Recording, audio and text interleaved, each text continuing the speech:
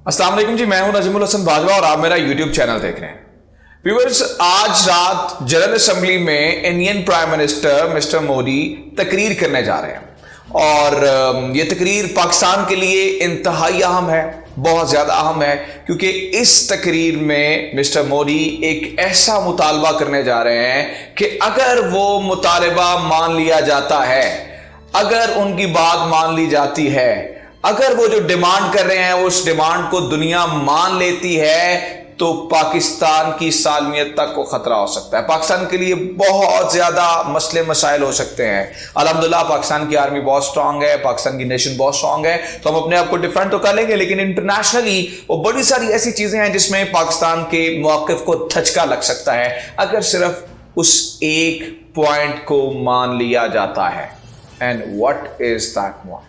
वो पॉइंट है क्या, आज इस बारे में आपको बताऊंगा और तफसीलन बताऊंगा कि पाकिस्तान जो है वो उसको काउंटर करने के लिए क्या कर रहा है, इंडिया क्यों चाहता है अपने उस पॉइंट को मनवाना, और मिस्टर मोदी आज रात की तकरीर में कौन कौन सी बातें करने वाले हैं।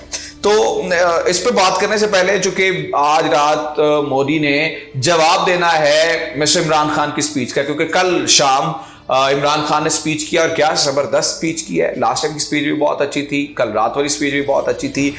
इस दफा इंडिया को मौका मिल गया है कि वो एक ही दिन के बाद जो है ना, चूंकि इमरान खान की स्पीच के बाद मिस्टर मोदी की स्पीच है, तो मोस्ट प्रोबेबली कल रात जो पीएमओ ऑफिस है इंडिया का, प्राइम मिनिस्टर ऑफिस, उसमें रात जरूर लोग जाके होंगे। उन्होंने इमरान खान की स्पीच को देख के दोबारा कुछ स्पीच में रद्दबदल करके दोबारा जो है वो मोदी की तकरीर रिकॉर्ड की होगी, क्योंकि रिकॉर्डेड तकरीर चलनी है, 15 मिनट का टाइम है, थोड़ा सा एक्सीड कर सकते हैं, जैसे कि इमरान खान की तकरीर 26 मिनट की थी। तो मैं आपको ये बताऊंगा कि आज मिस्टर मोदी की तकरीर में क्या होने वाला है, वो कौन सी अहम बातें हैं जो मोदी करने वाले हैं, पाकिस्तान को किस कदर खतरा हो सकता है, और वो कौन सा पॉइंट है, वो कौन सा मुतालबा है, अगर मान लिया गया तो पाकिस्तान को नुकसान होगा। लेकिन इससे पहले, क्योंकि आज मिस्टर इमरान खान की स्पीच का जवाब देना है मोदी ने, तो मैं जल्दी से कोशिश करूंगा कि कंक्लूड करूं मिस्टर इमरान खान की स्पीच को, कि रात उन्होंने क्या क्या कहा, उनके क्या क्या जवाब मिस्टर मोदी अपनी तकरीर में दे सकते हैं, और फिर मैं आखिर में आपको उस पॉइंट के बारे में बताऊंगा, उस मुतालबे के बारे में बताऊंगा कि जो आज सबसे बड़ा मुतालबा होगा मिस्टर मोदी का, और वो जो तकरीर में जो सबसे उनका मेन पॉइंट होगा वो क्या होगा। तो देखें व्यूअर्स, रात अगर इमरान खान की तकरीर को समअप किया जाए, वैसे तो मैं चाह रहा था इसे डिटेल में बताऊं, लेकिन चूंकि मुझे पता है कि मैंने जल्दी से मिस्टर मोदी की तकरीर में बात करनी है, तो मैंने जल्दी से आपको बता देता हूं कि 3-4 चीज़ों में इमरान खान ने दुनिया को बहुत इंप्रेस किया। देखें, सबसे पहले उन्होंने एनवायरनमेंट की बात की है, तो उन्होंने अपने आप की ह्यूमैनिटी का लीडर साबित किया है। ठीक है, उन्होंने अगर एनवायरनमेंट चेंज की बात की है, बिलियन ट्री मंसूबे की बात की है, तो उन्होंने अपने आप को यह साबित किया है कि वो ह्यूमैनिटी के लीडर है। फिर जब उन्होंने माइनॉरिटीज की बात की है, माइनॉरिटीज के राइट्स की बात की है, तो फिर उन्होंने अपने आप को माइनॉरिटीज का लीडर साबित किया। और ये मैं नहीं कह रहा हूं, दुनिया भर के लोग कह रहे हैं, और लास्ट टाइम की भी उनकी स्पीच की बड़ी उन्होंने दाद दी थी, इस दफा भी बड़ा ज्यादा उसे पसंद कर रहे हैं। फिर जब इस्लामोफोबिया की बात की, और एक अहम पॉइंट ने कहा, दुनिया मनाए एक ऐसा दिन, इंटरनेशनली उस डे को सेलिब्रेट करना चाहिए जो कि इस्लामोफोबिया के खिलाफ हो, और इस्लामोफोबिया के खिलाफ जो है वो लोगों को जो है वो गाइड किया जा सके।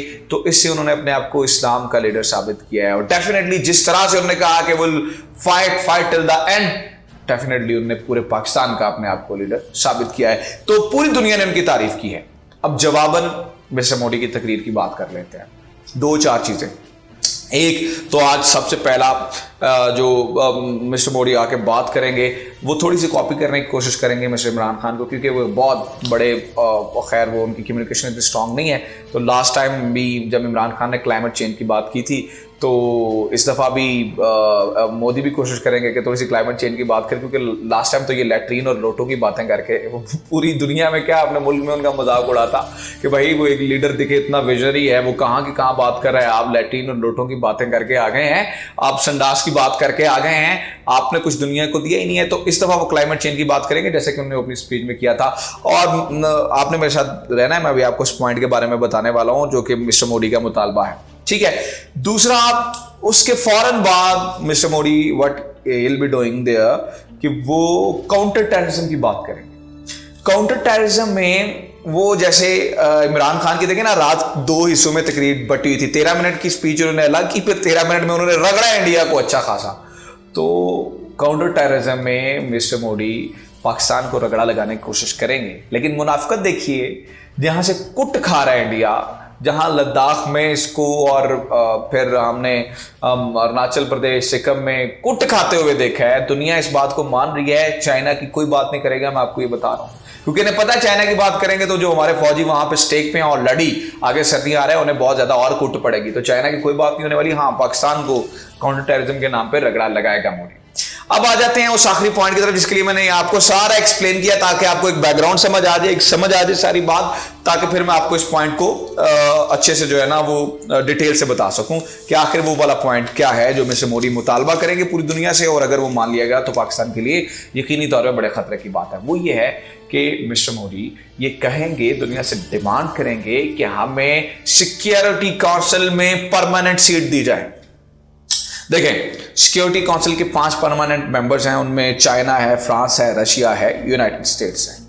इंडिया का यह मानना है कि इनमें से जो 4 हैं, यानी कि फ्रांस, रशिया, यूके और यूनाइटेड स्टेट्स, इनको कोई एतराज नहीं है कि अगर इंडिया सिक्योरिटी काउंसिल का परमानेंट मेंबर बन जाता है तो। लेकिन चूंकि यहां पे वीटो की पार होती है तो चाइना वीटो कर देता है। जब इंडिया इसको मूव करेगा तो चाइना वीटो कर देगा। इसलिए अब ये अपना case mister Modi United states में लेके यूनाइटेड नेशंस में लेके जा रहे हैं कि आप हमें परमानेंट सीट दें, चाइना की वीटो पावर को सुपरसीड किया जाए, हालांकि जो मुमकिन नहीं है। अब आ जाते हैं इस बात पे कि अगर देखें पाकिस्तान के लिए इसमें क्या खतरे की बात है। अगर देखें भाई बन जाता है तो हमारा क्या लेना देना, जनाब वाला हमारा लेना देना है, क्योंकि सिक्योरिटी काउंसिल का जो बेसिक मकसद होता है वो जहां पर जो है वो पीस को मेंटेन करना हो, वॉर कॉन्फ्लिक्ट्स हो, तो वहां पे सिक्योरिटी काउंसिल इंटरवीन करती है। अब सिक्योरिटी काउंसिल का अगर इंडिया परमानेंट मेंबर बन जाता है तो उसके पार वीटो पार आ जाएगी, उसके पास भी वैसी ही ताकत आ जाएगी कि पाकिस्तान के हक में आइंदा कोई भी बात होगी तो उसे इंडिया वीटो कर देगा। जैसे आपको याद है मसूद अजहर को जब आलमी दहशतगर्द करार देना था तो चाइना वीटो कर देता है। अब इसी तरह की अगर वीटो पावर इंडिया के पास आ जाती है तो फिर यकीन कीजिएगा कि पाकिस्तान के लिए बड़ी सारी चीजें मुश्किल हो जाएंगी। लेकिन पाकिस्तान की खारजा पॉलिसी की से कामयाबी कहिए, चाइना की दोस्ती कहिए, या पाकिस्तान की जो विजनरी क़यादत की एक जो मिलिट्री है या हमारी जो पॉलिटिकल लीडरशिप है, इनकी विजन देखिए कि इन्होंने किसी तरीके से कंटेन किया हुआ इंडिया को, और इंडिया के इस जो एजेंडा है इसके ऊपर वो उसे कामयाब नहीं होने दे रहे हैं, जो कि यकीनी तौर पे काबिल तारीफ बात है कि अभी तक इंडिया इसमें कामयाब नहीं हुआ और इंशाल्लाह आगे भी नहीं होगा, क्योंकि चाइना हमेशा जब भी इंडिया इसको लेके आएगा तो चाइना इसको वीटो कर देगा। पाकिस्तान भी नॉन परमानेंट मेंबर्स में 7 बार सिक्योरिटी काउंसिल का मेंबर रह चुका है। इस वक्त मेंबर नहीं है, इस वक्त इंडिया भी नहीं है। 10 मेंबर्स और हैं, 15 टोटल इसके सिक्योरिटी काउंसिल का मेंबर होते हैं, 5 परमानेंट होते हैं, 10 जो क्या वो नॉन परमानेंट होते हैं। और अब जो है वो इंडिया को किसी तरीके से जो है वो रोकना है, लेकिन इस मुद्दे को, इस एजेंडे को, इस केस को मिस्टर मोदी क्या करने वाले हैं, वो प्रेजेंट करेंगे यूनाइटेड नेशंस की जनरल असेंबली के में हमें सिक्योरिटी काउंसिल का मेंबर बनाया जाए। तो ये पॉइंट पाकिस्तान के लिए यकीनी तौर पे खतरनाक हो सकता है। So this is it from today's episode viewers. अगर आपको मेरी ये वीडियो अच्छी लगी है तो कमेंट में ज़रूर बताएं, और अब प्लीज़ जो है वो फीडबैक ज़रूर दिया करें, नीचे आएँ ज़रूर बताएं, मुझे बताएं कि आपको वीडियो कैसी लगी है। हमारी वीडियोस लाइक करें, सब्सक्राइब करें, और कल हम कटहरा के एपिसोड जो है वो रिलीज़ कर रहे हैं नया वाला, इंशाल्लाह लजीम। तो आप ज़रूर जाएं मेरे चैनल पे, प्लेलिस्ट में जाएं, हमारी वीडियोस कटहरा की ज़रूर देखें कि हमने बड़ी एफर्ट करके एक बहुत ज़बरदस्त जो है वो चीज़ लेके आ रहे हैं। Thank you very much.